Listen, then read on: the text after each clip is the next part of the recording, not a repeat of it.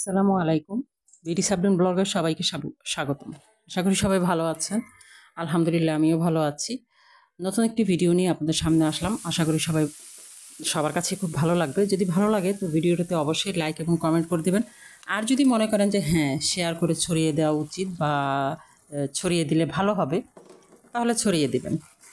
আর সবচেয়ে বড় কথা, আপনারা যে আমার ভিডিওগুলো দেখেন বা সাপোর্ট করেন, তো এটাই আমার কাছে অনেক বড় প্রাপ্তি। আর বাদ বাকি সব কিছু আল্লাহর ওপর। তো যে যেখান থেকে আমার ভিডিও দেখছেন সবাইকে অসংখ্য ধন্যবাদ। আমি এখন দুপুরে রান্নাবান্না করছি। এখন রান্না শেষ, যখন আমি ভয়েস দিচ্ছি তখন আমার রান্নাবান্না শেষ। তো রান্নাবান্না করবো, ভাবলাম যে একটু ভিডিও শেয়ার করি। তো আমি রান্না করছি, আর এগুলো তো সবাই চিনতে পারছেন যে এগুলো হচ্ছে কচুরমুখী। তো আমি মশলা টশলা সব কিছু ব্লেন্ডারে করে নিই, বেশিরভাগই আমি ব্লেন্ড করে নিই মশলা। তো আগে তেলের মধ্যে তেজপাতা এবং শুকনো মরিচ দিয়ে আমি এই যে মশলাটা কষিয়ে নিলাম। তারপর কচুর ছড়াটা আমি ভালো করে কচুরমুখীটা এই যে কষিয়ে নিচ্ছি।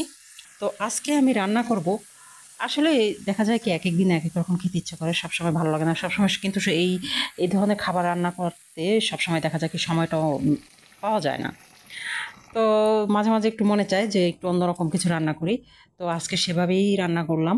আর এখানে কচুরমুখীটা অনেকটাই সেদ্ধ সেদ্ধ হয়ে গেছে, তাই আমি এখানে ঝোল দিয়ে দিয়েছি কষানোর পরে। তো এটা হতে থাক, আমি এই ফাঁকে পাতিলটাও চেঞ্জ করে নেব, কারণ কড়াই থেকে আমি পাতিলি নিয়ে নেব। আমি প্রায় সময় রান্না করে আমি ছোট ছোট পাতিলি নিয়ে নিই, তো আমি পাতিলের নিয়ে নেব। আর করছে, আমি আজকে রান্না করতেছি এই যে কাঁচা কলার কোফতা, ছোট ছোট করে কোফতা বানিয়েছি। সেই কোফতাগুলো ভেজে রেখেছি, আর হাত লাল দেখতে পাচ্ছেন, আমি মাথায় মেহেদি দিছি আজকে। তো ছোট ছোট করে কলার কোফতা বানিয়ে নিয়েছি, একেবারেই ছোট ছোট। আমি এটা দিয়ে আজকে কচুরমুখির ঝোল রান্না করব। তো এটা অবশ্যই অনেকেই খায়, কারণ আমি অনেকের ভিডিও দেখি খুব সুন্দর করেই রান্না করে খায়। তো আমার এভাবে আজকে খেতে ইচ্ছে করলো, তো আমি এভাবে রান্না করলাম। তো রান্নাটা কেমন লাগলো বা এভাবে কে কে খান অবশ্যই কমেন্ট করবেন। আমার কিন্তু খুব ভালো লেগেছে। আর এখানে খুব সুন্দর সেদ্ধ হয়ে গেছে। খুব বড় বড় ছিল কচুরমুখীগুলো, আমি তাও 4 পিস করে নিয়েছি। আর এখানে আমি কোফতাগুলো আমি দিয়ে দিলাম। এখন ভালো করে নেড়ে চেড়ে তারপরে ধনিয়া পাতা দিয়ে একটু ধিমি আঁচে রেখে দিব। হয়ে গেলে বাস নামিয়ে নেব। আর বেশি হওয়ার প্রয়োজন নেই, যেহেতু এখানে সেদ্ধ হয়ে গেছে আর কোফতাগুলো তো ভেজে নেওয়া। তো ভালো থাকবেন সবাই। এই যে আমি পাতিলটা কিন্তু চেঞ্জ করে নিয়েছি। ভালো থাকবেন সবাই। নতুন কোনো ভিডিও নিয়ে খুব শীঘ্রই সামনে আসব।